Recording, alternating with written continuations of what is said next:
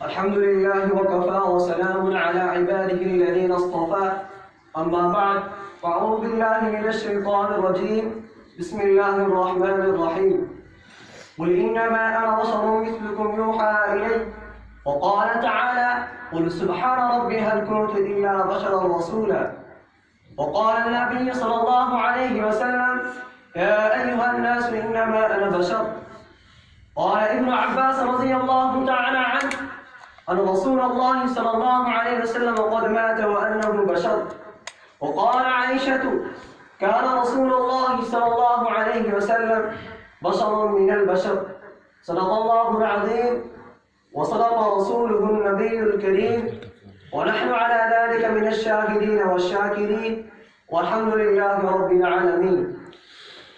کمال خلاق ذات اس کی، کمال خلاق ذات اس کی، جمال ہستی حیات اس کی، بشر نہیں عظمت بشر ہے، میرا پیغمبر عظیم تر ہے. ماشاءاللہ ماشاءاللہ. محترم بزرگوں اور دوستوں اور حاضرین انجمن اور معزز سامعین اکرام اور مشرف اساتذہ اکرام، السلام علیکم ورحمۃ اللہ وبرکاتہ.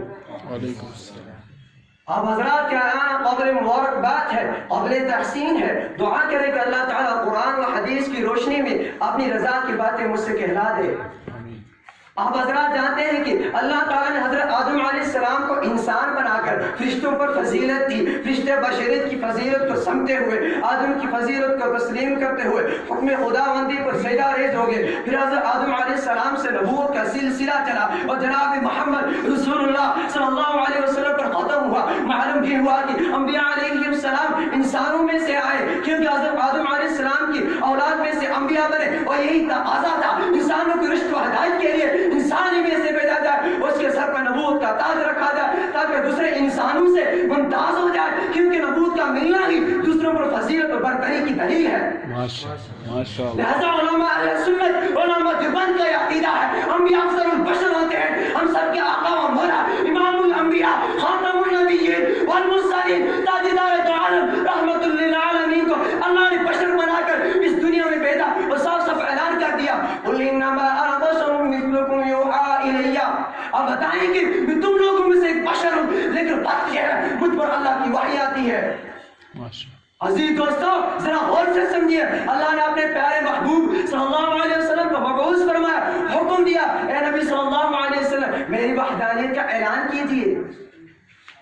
جس طرح اللہ کی وحدانیت کا اعلان کرنا نبی کے لیے ضروری تھا، اسی طرح نبی کی زبان سے بشریت کا اعلان کروانا بھی ضروری تھا. یہ اعلان اس لیے جب کفار و مشرکین نے نبی صلی اللہ علیہ وسلم کے کیسے معجزات دیکھے، شق کمر کو دیکھا، کنگری کو کلمہ پڑھتے سنا، ابو جہل کو گہرے خون سے دکھاتا دیکھا، بادلوں کو سایہ کرتے دیکھا، مختصر سا کھانا سینکڑوں لوگوں کو کھلا کے دیکھا، اخلاق و کردار کا سمندر دیکھا. پھر کفار و مشرکین بول اٹھے یہ بشر نہیں، بشر نبی نہیں ہو سکتا، یہ ہماری مخلوق میں سے نہیں کہ دوسری مخلوق کا ایک بڑا جادوگر ہے، ان چیزوں کا بشر سے ظاہر ہونا محال ہے. تو اللہ نے حکم دیا اے نبی صلی اللہ علیہ وسلم اپنی زبان سے نبوت کا اعلان کرو قل انما انا بشر مثلکم یوحی الی قل سبحان ربی هل كنت الا بشرا رسولا.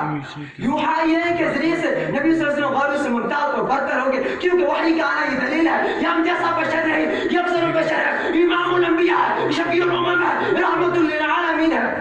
دوستو آج ہم پہ یہ الزام لگایا جاتا ہے اور علماء دیوبند نبی صلی اللہ علیہ وسلم اپنا بڑا بھائی سمجھتے ہیں، اپنا جیسے بشر سمجھتے ہیں. حالانکہ علماء دیوبند کا یہ عقیدہ ہے، آج بھی ہے اور کل بھی تھا اور قیامت تک یہ عقیدہ رہے گا کہ نبی کی بشریت کا منکر وہ بھی کافر، جو اپنا جیسا ہم رتبہ بشر سمجھے وہ بھی کافر.